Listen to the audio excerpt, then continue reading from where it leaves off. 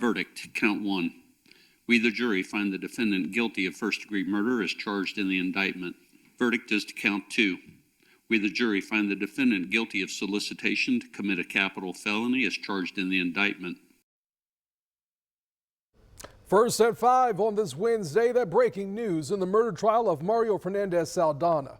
After nearly 4 hours of deliberations, the jury finding him guilty of first-degree murder and solicitation to commit a felony. Thank you for joining us at 5. I'm Anthony Austin. I'm Heather Crawford. So he was the first of 3 people to stand trial for the death of St. Augustine Father for Jared-Bridegan. Jared's widow, Kirsten Bridegan, speaking to the public moments after the verdicts were read. To the living, we owe respect. To the dead, we owe the truth. Truth was seen in that courtroom.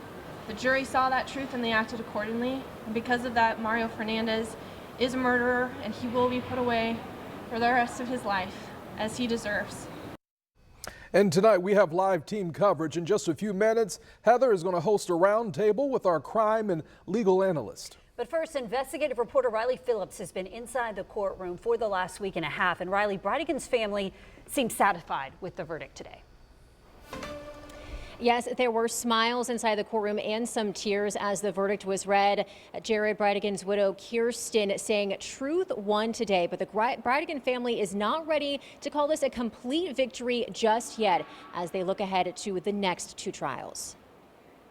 No reaction from Mario Fernandez-Saldana as his fate was read to him Wednesday afternoon. We, the jury, find the defendant guilty of solicitation to commit a capital felony. The jury spent roughly 3.5 hours deliberating, only asking the judge 2 questions about the evidence. They ultimately found Fernandez guilty of both first-degree murder and solicitation to commit a felony. His family members were emotional as they watched him leave the courtroom. Jared Bridegan's family and friends wiped away tears while the verdict was read. Speaking to reporters outside the courtroom, Bridegan's father, Gaylord Bridegan, expressed his gratitude. I just want to take a moment to thank the community, friends from afar, for all the thoughts and prayers that have been expressed to our family.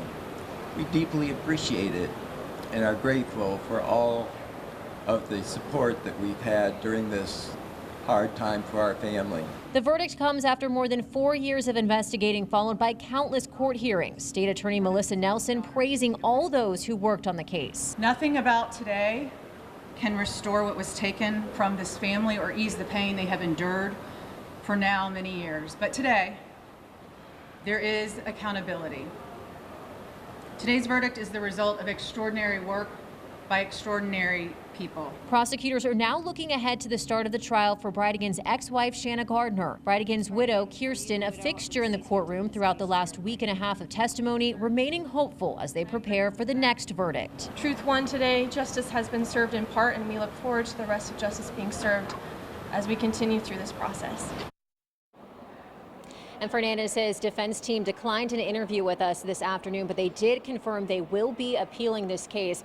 A hearing to schedule Fernandez's sentencing is set for October 5th. Live inside the Duval County Courthouse, Riley Phillips, First Coast News, on your side.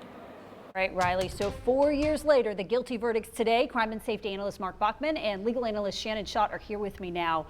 You both watched this trial closely. You listened to the 7 days of testimony. 12 jurors unanimously finding Mario Fernandez-Saldana guilty this afternoon. I want to start with you, Shannon, your reaction. Well, we knew that the state had a very convoluted case. However, it was very straightforward, and the coincidences in this case were too much for the jury to overcome, and clearly the verdict was guilty. I remember the prosecutor in closing argument saying if you isolate each individual fact, maybe there would be some doubt, but when you look at the totality of it, right, that Mario Fernandez, was the thread. Mark, your reaction to these verdicts? For a while there, during the course of the trial, I thought it could go either way, 50-50. Because defense counsel did do a good job in closing argument. I think they did a good job throughout the trial of what they had to do. It was circumstantial evidence. They did what they did to attack it. But at the end, the closing arguments from both prosecutors prevailed. Mark, when you look at just the overall testimony and evidence presented during this trial, what do you think were some of the key things that led to this guilty verdict? How did Henry Tenen know that it was date night? How did he know that he was picking up those kids, taking them home, dropping them off, putting out the tire? How did he know that? And what was his motive? He never met him before. He's never met him before. They've never even met each other. What would be the motive for him to do this? Going off in a neighborhood in the middle of nowhere, and he doesn't really spend much time out in Jacksonville Beach. He's on the west side. It's just, I think that was too much to those two things were just too much to overcome. And there were those 3 checks that had Mario's signature on them written to Henry Tennant, his tenant, former tenant who he had evicted, those checks written after Bridegan's murder. Shannon, I want to ask you, Mario Fernandez is going to be sentenced later this year, looking at a potential life in prison. Could he now flip on his estranged wife, Shanna Gardner, whose jury selection is supposed to start next week, and testify against her at her murder trial? Absolutely. Anything's possible, but I think what the state has learned through Mario Fernandez's conviction today is that they do not need Mario Fernandez to convict Shanna Gardner. The evidence against Shanna is a little bit stronger when you look at the financial evidence and the motives there. It might be an even cleaner case for the state to present to a jury when the time comes.